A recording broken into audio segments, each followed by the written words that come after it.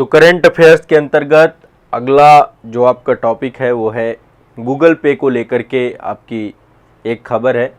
देखिए, अभी एक नया वर्जन यूपीआई का जो है लॉन्च हुआ था, यूपीआई लाइट, है ना। इसको भारतीय राष्ट्रीय भुगतान निगम जो संस्था है हमारी, national payment corporation of India, जिसको हम एनपीसीआई कहते हैं, उसके द्वारा ही इसे डेवलप किया गया है। ठीक है, आरबीआई के द्वारा लॉन्च किया जाता है। डेवलपर इसका जो है, एक तरीके से रेगुलेटर इसका भी आरबीआई है, बट इसको डेवलपर और डिज़ाइन करने का काम एनपीसीआई के द्वारा किया गया है। ठीक है, और ओवरऑल इसका उद्देश्य यही है कि यूपीआई भुगतान को तेज़ बनाना। मतलब जैसे इंटरनेट भी कम रहता है, कई बार होता है ना कि इंटरनेट नहीं होने के कारण पेमेंट, या स्लो है इंटरनेट तो पेमेंट जो है प्रोसीड हो जाती है और फिर उसमें टाइम लगता है। तो ओवरऑल इसका उद्देश्य यही है कि जो है कम समय में, कम इंटरनेट में भुगतान को और सरल किया जाए और तेज किया जाए और फास्ट किया जाए। तो कई सारी कंपनियां ऐसी हैं जो कि गूगल पे या फिर यूपीआई का यूज करती हैं। गूगल पे, फ़ोन पे, पेटीएम, आप सभी लोग यूज करते हैं ना इसका। तो एटलीस्ट यहाँ पे सब जगह यूपीआई का भी यूज करके बैंक टू बैंक ट्रांसफ़र को बड़ा आसान बना दिया है इसने। ठीक है, सेकेंडों में बैंक टू बैंक ट्रांसफ़र हो जाता है। तो अभी जो यूपीआई लाइट वर्जन है उसको सबसे पहले पेटीएम ने प्रयोग किया था। पेटीएम सबसे पहले यूपीआई लाइट लेकर के आया था। अभी गूगल पे भी यूपीआई लाइट लॉन्च कर चुका है। ठीक है, तो जो इसका यूपीआई लाइट है, ये जो है कम मूल्य के जो भुगतान है उनको बहुत तेज कर देगा, बहुत सरल कर देगा और सुरक्षित बनाने का प्रावधान करेगा। ठीक है, सबसे पहली चीज़ क्या है, जो कम यूपीआई लाइट की सबसे बड़ी ज़्यादा विशेषताएं क्या है, मैं थोड़ा सा कुछ चीज़ें बता देता हूँ। न्यूज़ सिर्फ इतनी सी है कि गूगल पे ने भी यूपीआई लाइट को लॉन्च किया है। तो इसमें यूपीआई लाइट में क्या होगा, जो जब भुगतान किया जाएगा तो यदि कम जो है रकम के भुगतान हैं तो वहाँ पर यूपीआई का पिन डालने की भी आवश्यकता नहीं होगी। ठीक है, बड़ी अमाउंट जो होंगी उनमें पिन डालने की आवश्यकता होगी, बट कम अमाउंट वाली जितने भी भुगतान है उनमें किसी भी तरीके से कोई भी पिन नहीं डालना है, जो आपका यूपीआई पिन होता है। ठीक है, सभी लोग यूपीआई पिन बनाते हैं। क्लियर है, स्पष्ट है, पहली बात ये। दूसरी, यूपीआई लाइट एक प्रकार का वॉलेट की तरह काम करता है। जैसे पेटीएम में आपने देखा होगा कि पेटीएम पेमेंट बैंक अलग है, वहाँ पे एक ऑप्शन होता है वॉलेट का, है ना। आप लोग जब फास्टैग वगैरह यदि आप रिचार्ज करवाते हैं, फास्टैग आप सभी जानते होंगे, गाड़ियों में लगता है कि स्टिकर है, बारकोड है, जो टोल वगैरह में प्रयोग किया जाता है। टोल हो गया, पार्किंग हो गया, कई चीज़ों में फास्टैग का प्रयोग किया जाता है। तो वहाँ पर वॉलेट, जो पेटीएम वॉलेट होता है, उसमें हम पैसा डालते हैं तो उसी से पैसा कटता रहता है।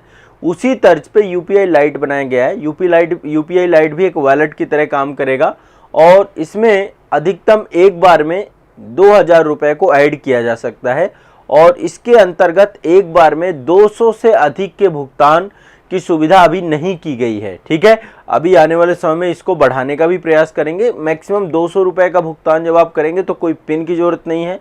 ठीक है, और ये बहुत ही सुरक्षित है। ये इस तरीके से ये वर्जन आपका लॉन्च किया गया था। तो पेटीएम ने सबसे पहले यूपीआई लाइट को प्रारंभ किया था। गूगल पे भी अब जो है इसको जो है 13 जुलाई 2023 को गूगल पे ने यूपीआई लाइट सुविधा को यूजर्स के लिए जारी कर दिया। ठीक है, फिर से एक बार बता रहा हूँ, यूपीआई लाइट का उद्देश्य क्या है कि कम मूल्य के भुगतानों को बहुत सरल और तेज बनाने का प्रयास करना, और बैंकों के द्वारा इसको जो है एक्सेप्ट किया जा रहा है, जो पेमेंट जो पे काम कर रही हैं। ठीक है, पहली चीज़ तो ये। दूसरी खबर हमारे विश्व बैंक से है। देखिए, विश्व बैंक को आपको सभी जानते हैं कि विश्व बैंक का काम होता है ऋण की उपलब्धता सुनिश्चित कराना। ठीक है, वर्ल्ड बैंक का काम क्या है? वर्ल्ड बैंक का काम है कि कैसे न कैसे करके विश्व के लिए, विश्व पटल पे इंफ्रास्ट्रक्चर को लेकर के या भी किसी भी तरीके के कार्य को लेकर के ऋण वित्त उपलब्ध कराना। तो अभी हाल ही में जो है भारत के जितने भी सरकारी संस्थान हैं, इन सभी सरकारी संस्थानों में तकनीकी शिक्षा, जो एक तरीके से अब एजुकेशन का दूसरा रूप आ रहा है, तकनीकी शिक्षा की गुणवत्ता को सुधारने के लिए ऋण दिया गया है। ठीक है, तो ये एक बहुत बड़ी न्यूज़ है। आप सोचिए, एजुकेशन के लिए भारत सरकार के द्वारा विश्व बैंक से पैसा लिया गया है। तो 23 जून 2023 को ये मंजूरी मिली थी ऋण की। ठीक है, विश्व बैंक इसको दे रहा है। टोटल कितना पैसा ले रहा है? 255.5 मिलियन अमेरिकी डॉलर हमने लिया है। 255 मिलियन 200 हाँ, 255 मिलियन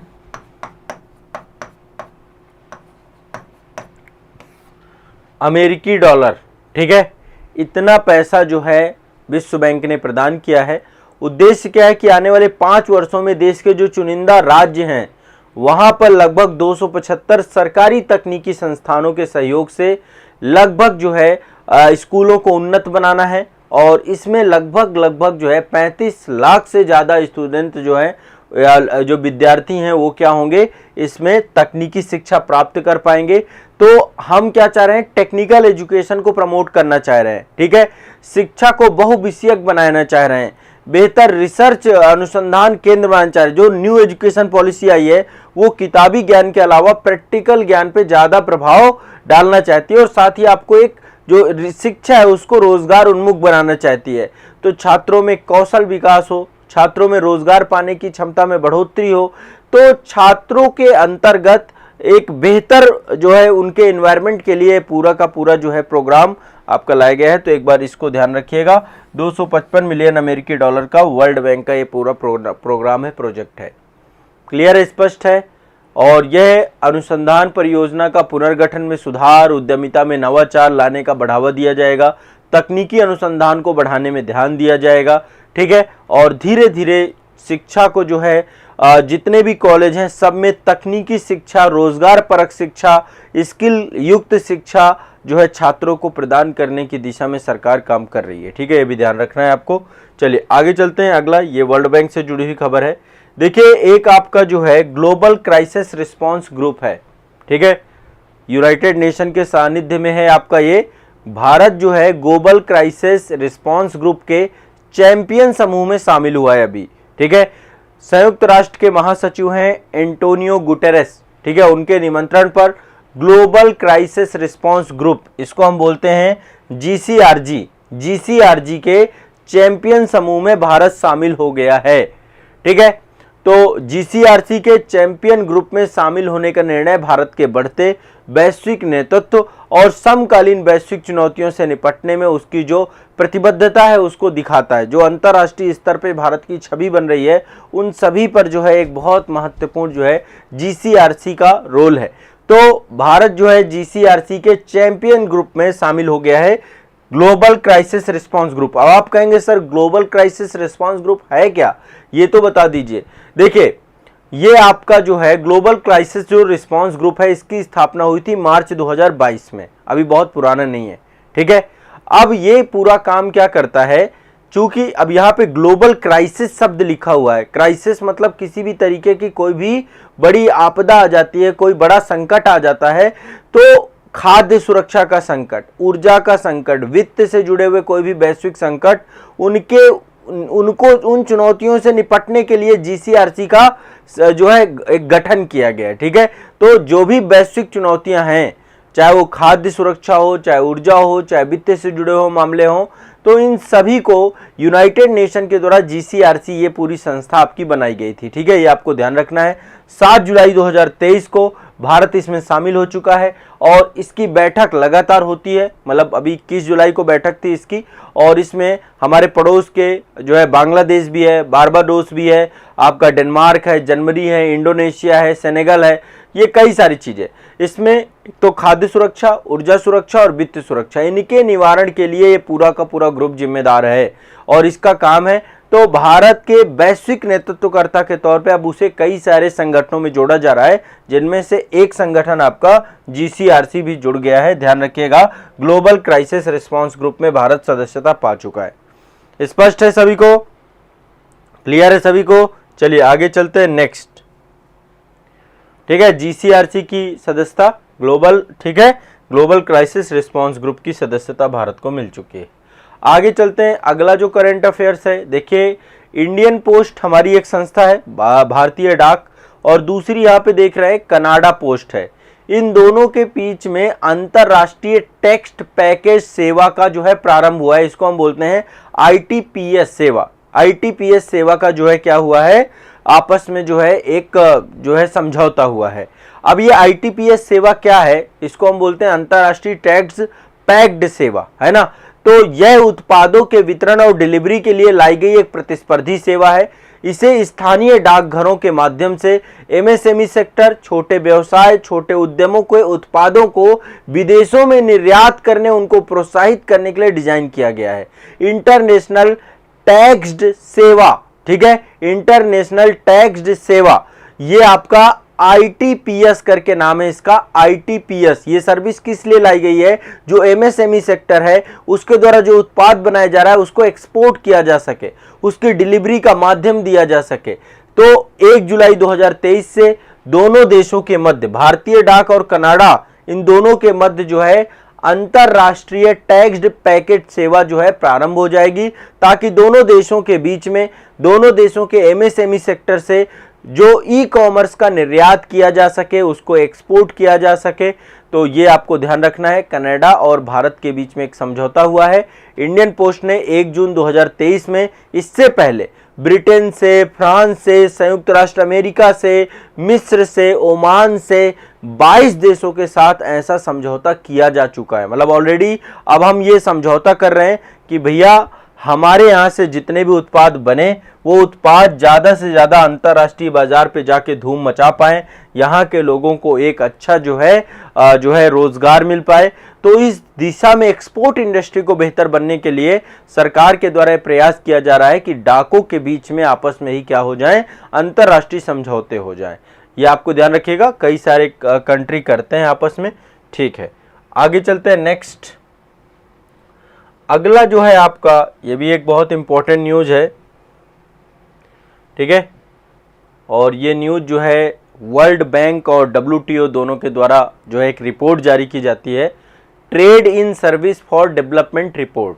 फिर से एक बार बता रहा हूं, trade in service for development report जुलाई 2023 में रिपोर्ट जारी हुई, विश्व बैंक और डब्ल्यूटीओ के द्वारा जारी की गई।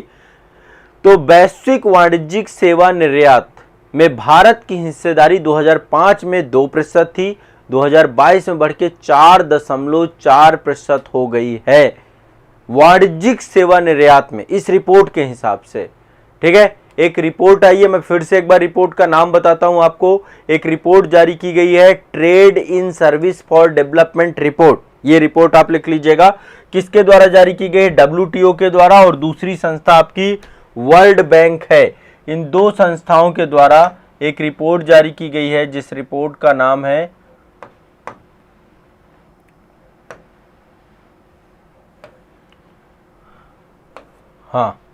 एक रिपोर्ट जारी की गई, रिपोर्ट का नाम है trade in service for development report. कब जारी की गई? जुलाई 2023 में। किसके द्वारा जारी की गई? विश्व बैंक और विश्व व्यापार संगठन के द्वारा। ठीक है, तो वैश्विक वाणिज्यिक सेवा निर्यात में भारत की हिस्सेदारी 2005 में 2% थी, अब बढ़कर के 2022 में 4.4% हो गई है। ठीक है, हम किनको किनको निर्यात, मतलब अग्रणी सेवा निर्यातक देश कौन कौन से हैं जो देश निर्यात भी करते हैं सर्विसेज को लेकर के? एक तो भारत है, दूसरा चीन है, सिंगापुर है, हांगकांग है, इस रिपोर्ट ने ये बताया है।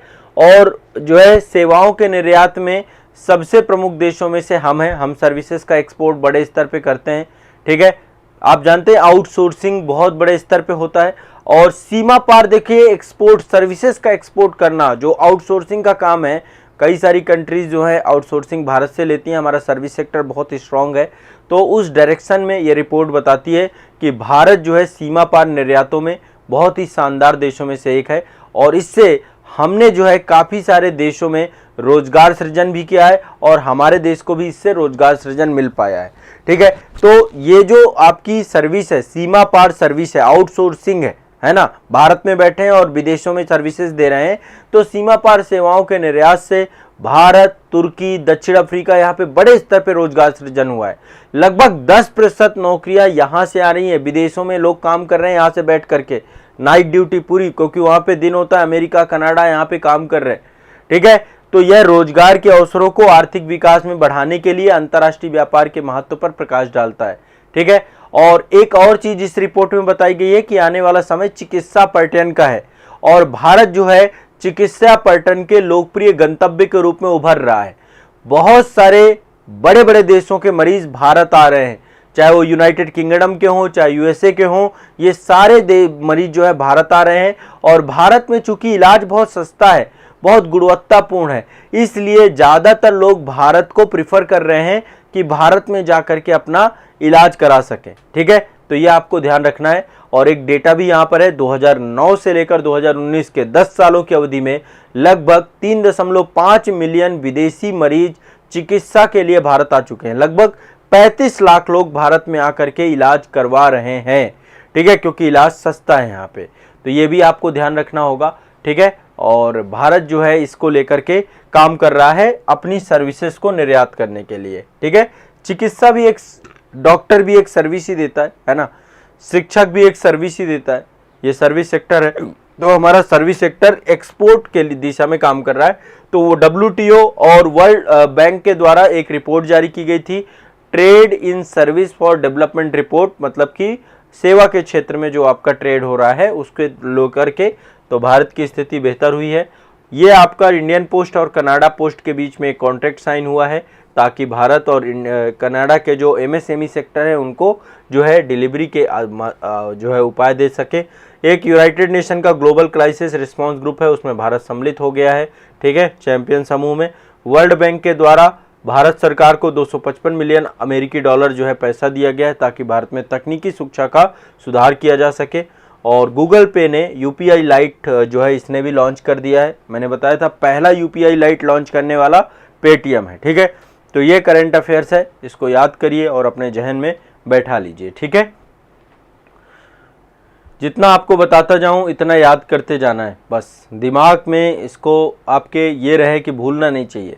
मैं 100% गारंटी देता हूं कि यदि आप रेगुलर हैं, कंटिन्यूअस करंट अफेयर्स कर रहे हैं, आपका एक क्वेश्चन भी गलत नहीं होगा।